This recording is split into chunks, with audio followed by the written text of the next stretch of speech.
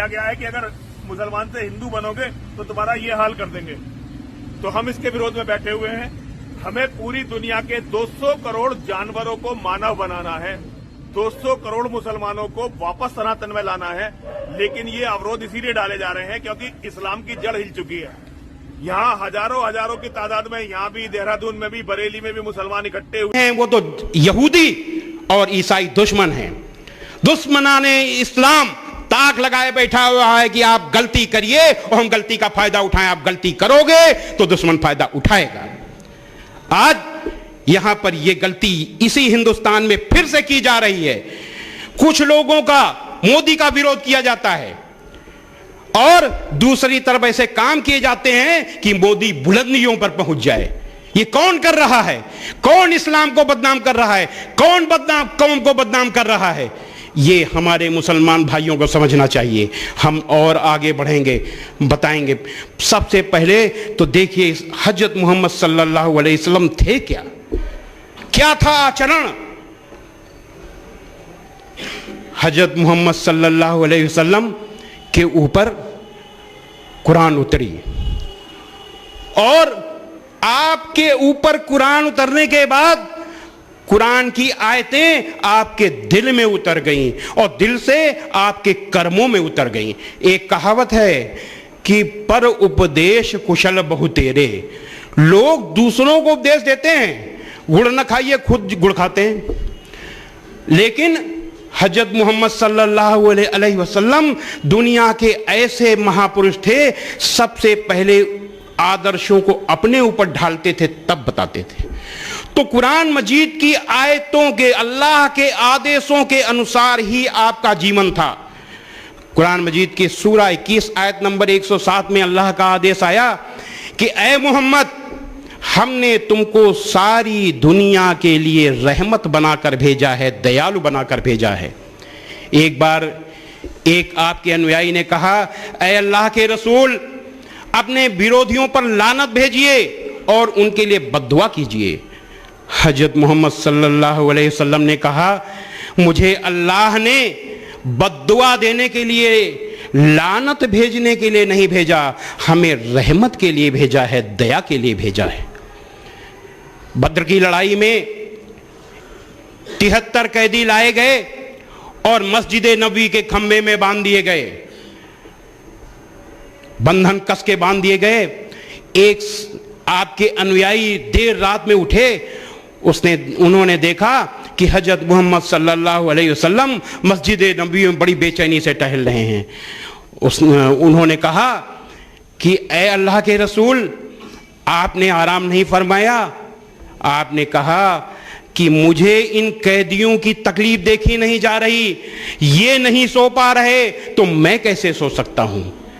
ऐसे थे रहमत, ऐसी थी रहमत आपकी, ऐसे दयालु थे हजरत मोहम्मद सल्लल्लाहु अलैहि वसल्लम।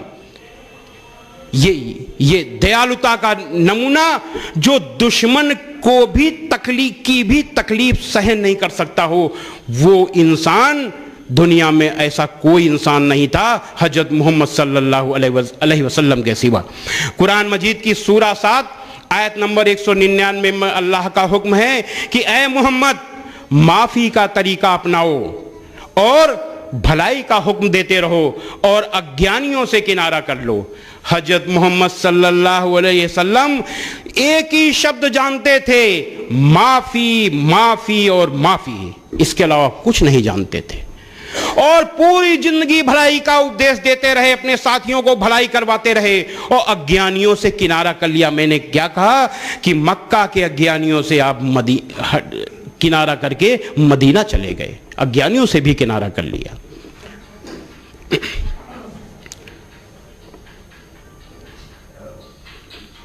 अबू सुफियान, आपके खिलाफ जितनी लड़ाइयां हुई, अबू सुफियान उसका सेनापति रहते थे। अबू सुफियान के नेतृत्व में ही उहद की लड़ाई हुई थी, जिसमें आप बहुत बुरी तरह घायल हुए, आपके बड़े बड़े अनुयायी शहीद हुए। इसके बाद भी फतेह मक्का के दिन आप आपने कहा कि अबू सुफियान को माफी, और अबू सुफियान के घर में जो दाखिल हो जाए उसे भी माफी, जो अपने घर के दरवाजे बंद कर ले उसे माफी, और जो इबादत गाह में दाखिल हो जाए उसे भी माफी। यानी किसी न किसी बहाने सबको माफी देने का बहाना चाहिए था हजरत मोहम्मद सल्लल्लाहु अलैहि वसल्लम को, और उस मक्का में माफी दिया जहां पर कदम कदम में पर आपके लिए रोड़े बिछाए गए, क्या क्या नहीं किया गया, उस मक्का के एक एक इंसान को आपने माफ कर दिया। ऐसे थे हजरत मोहम्मद सल्लल्लाहु अलैहि वसल्लम। लेकिन हर साल हर जगह सीरत के जलसे होते हैं, मुझको भी बुलाया जाता है, तो मैं एक ही बात कहता हूं कि मैं बोल रहा हूं, सीरत पर मैं बोल रहा हूं, मुझे अपने दिल पर हाथ रखना चाहिए कि हजरत मोहम्मद सल्लल्लाहु अलैहि वसल्लम के जिन आदर्शों को, जिस आचरण को मैं बता रहा हूं, क्या मैं उसका पालन करता हूं। सबसे पहले तो मुझको देखना चाहिए, उसके बाद जो सुनने वाले हैं उनको देखना चाहिए कि क्या मैं पालन करता हूं उसका। और अगर नहीं करते हैं तो अगर 10% भी उसको मान लें तो समझ लीजिए जलसा कामयाब। और नहीं, सुनने के बाद ताली बजा करके चले गए और वो कहीं भी नहीं है आदर्श, तो फिर वो जलसा नाकामयाब और आप भी नाकामयाब। कुरान मजीद की एक आयत है, सूरा 41 की आयत नंबर 34, भलाई और दुनिया की सबसे अच्छी आयत हम इसको कहते हैं। इससे अच्छी आयत हमने कहीं देखी नहीं, किसी भी धर्म में नहीं।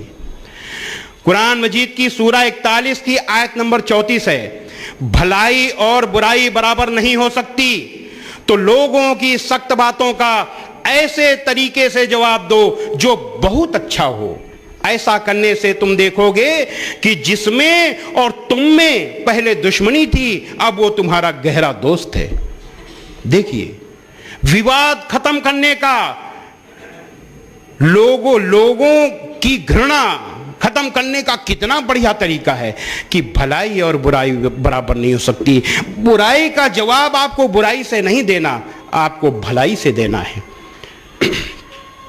हजरत मोहम्मद सल्लल्लाहु अलैहि वसल्लम ने अपने पूरे जीवन में लोगों को भलाई से जीता, जंग से नहीं जीता। हजरत मोहम्मद सल्लल्लाहु अलैहि वसल्लम का नाम जिहाद से जोड़ दिया जाता है, जंग से जोड़ दिया जाता है। ये सबसे बड़ा अन्याय हुआ है आपके साथ। आपने बहुत अपने जीवन में बहुत कम समय जंग की, और जंग भी ऐसी थी कि थोड़े, दोनों तरफ से जितनी जंग हुई उनमें कुल मिलाकर 1000 लोग भी नहीं मारे गए। इतनी जंग हुई, इसके बाद भी 1000 लोग भी नहीं मारे गए दोनों तरफ से। क्यों?